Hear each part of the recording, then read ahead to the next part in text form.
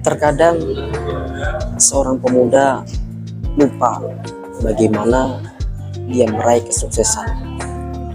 Dia berjuang dengan sekuat tenaga, tapi hal-hal yang membuat dia sukses, hal-hal yang membuat dia bisa meraih cita-citanya, dia lupa hal itu.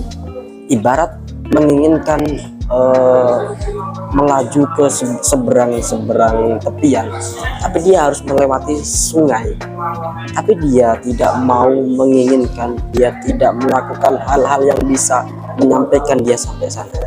Maka menjadi seorang pemuda yang tidak melalui proses-proses yang seperti itu, maka pemuda itu akan hanya sia-sia. Dia meraih kesuksesan, mungkin dia bisa meraih kesuksesan, tapi dia tidak bisa menikmati kesuksesan tersebut. Maka dari itu, menjadi seorang pemuda, kunci suksesnya adalah mendapatkan ridho dari kedua orang tua kita.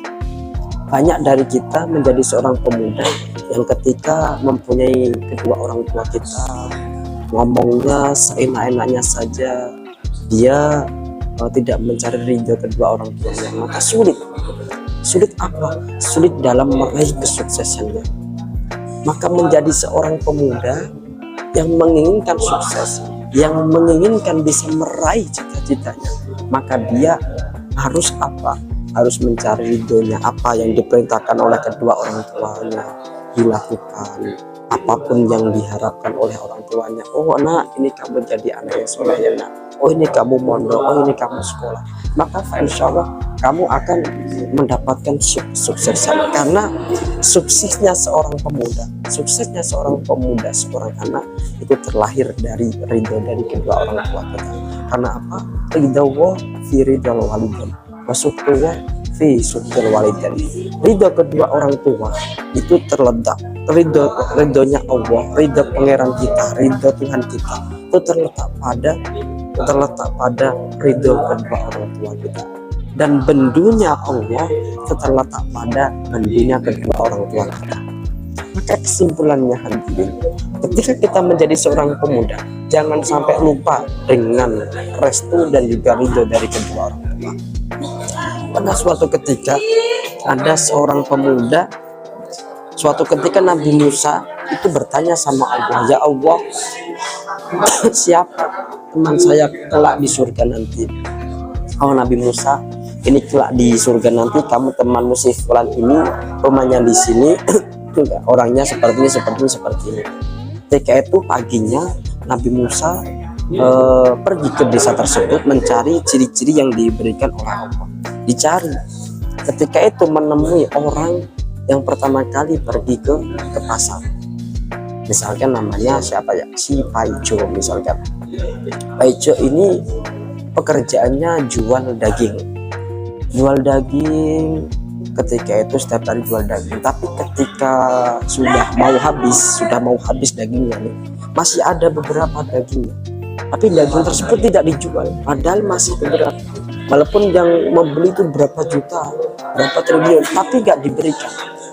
Ketika itu Nabi Musa bertanya, hai si fulan, ya apakah saya boleh bertamu ke rumah panjenengan? Seperti itu.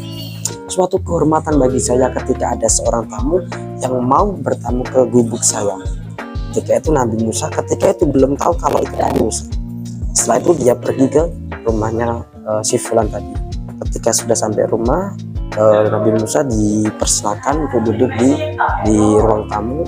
Setelah itu si fulan tersebut, si Paijo tadi itu masuk ke dalam rumah. Daging tersebut dimasak oleh si fulan.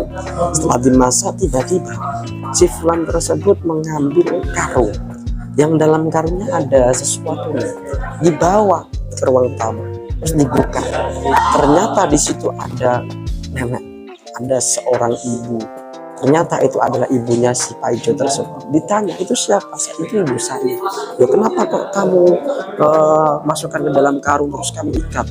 Oh, saya khawatir ketika itu rumahnya itu di tengah-tengah hutan. Khawatir kalau ditinggal di rumah sendirian, khawatirnya nanti dimakan hewan buas. Maka ketika itu setelah diambil terus dimandikan, terus dikasih pakaian yang bagus, setelah itu daging yang dimasak oleh si Pak Ijo tadi disuapin kepada ibunya tadi.